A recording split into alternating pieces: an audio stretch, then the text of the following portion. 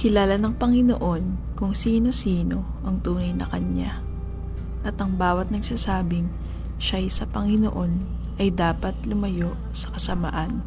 Sa isang malaking bahay ay may iba't ibang uri ng kasangkapan. May yari sa ginto o pilak at mayroon namang yari sa kahoy o putik. May ginagamit para sa mga tanging okasyon at mayroon namang pang-araw-araw. Ang sino mang lumalayo sa kasamaan ay tulad ng isang sisidlang natatangi. Malinis at karapat-dapat gamitin ng may-ari para sa lahat ng mabubuting gawain.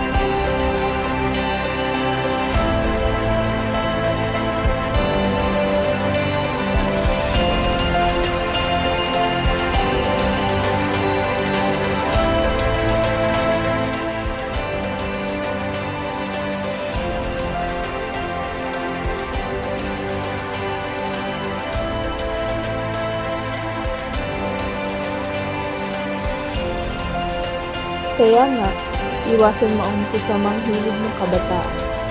Sa halip ay pagsikapan mong maging matuwid, tapat, mapagmahal at mapayapa, kasama ng mga taong may pusong malinis na tumatawag sa Panginoon.